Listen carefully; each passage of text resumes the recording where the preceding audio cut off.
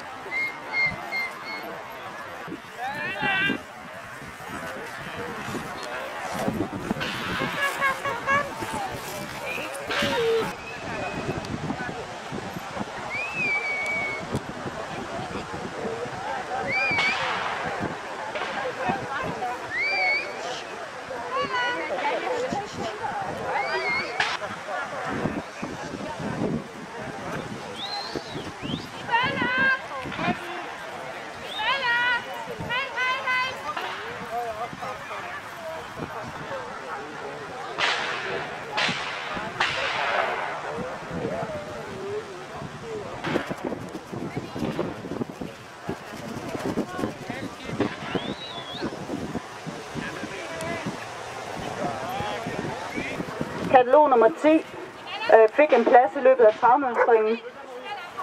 Det gjorde hun primært på grund af sine smidige bevægelser, og det hun bærer sig i sin manke hele vejen igennem.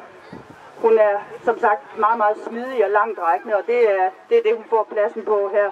Hun er derudover særdeles godt opbygget. Hun er feminin. Jeg kunne ønske mig hendes pigmentering lidt varmere, også når jeg ser hende i hovedet.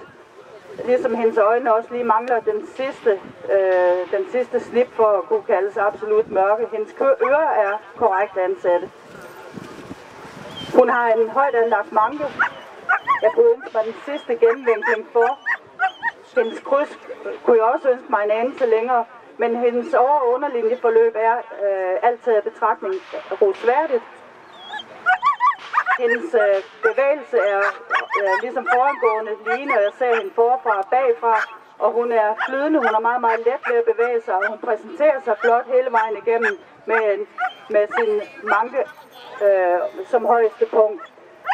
Så i bevægelse her en meget, meget overbevisende Theo. 2 er du her i dag. Tillykke.